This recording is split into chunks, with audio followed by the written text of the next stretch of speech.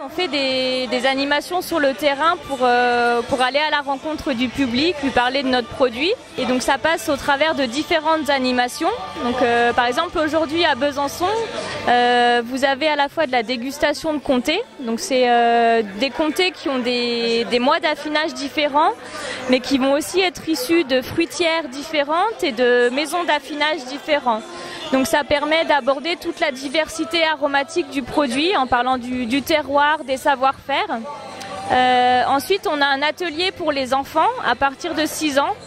Donc à partir d'1 litre de lait, on fait un mini fromage avec eux, un mini fromage type comté. Voilà, en leur expliquant toutes les étapes de transformation. Ensuite, on a un atelier cuisine. Donc c'est pas une démonstration de cuisine, c'est vraiment un atelier où les gens vont pouvoir cuisiner, avec bien sûr du comté en base principale. Et ensuite, il y a une fabrication de comté à l'ancienne, donc cette fois avec en conditions, on va dire réelles, à partir de 400-430 litres de lait. Aujourd'hui, on enlèverait 4 recettes différentes, c'est-à-dire qu'on va faire une petite sucette de comté avec un comté qui est jeune, qui est riche en humidité, qui est vraiment au début de sa maturité.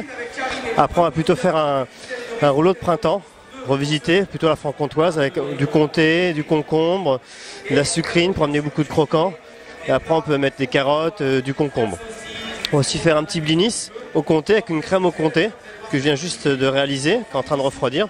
Et on va terminer par une petite brochette fruitée, c'est-à-dire que c'est un comté qui est très vieux, qui est plutôt concentré sur l'aromatique.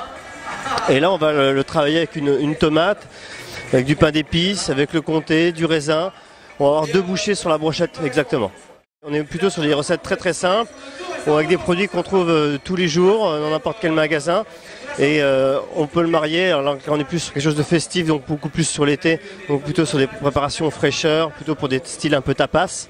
Après, quand on fait d'autres manifestations sur l'hiver, on est sur des préparations beaucoup plus chaudes. Et là, on va être plutôt sur quelque chose de plus gourmand. Et les comtés, il y a à peu près 160 fruitières. Et sur 160 fruitières, chaque personne travaille différemment. C'est-à-dire que l'affinage intervient, le terroir intervient. Et après, on travaille avec 2 variétés de vaches laitières. C'est aussi pour ça. Donc selon le terroir, on va être différent, selon l'affinage aussi qu'on va apporter, selon les caves, le taux d'hydrométrie, etc. C'est pour ça que le comté en lui-même, c'est comme un vin, ça s'affine et ça a une aromatique différente selon les saisons aussi. Voilà les différents impacts qu'il peut y avoir sur le comté.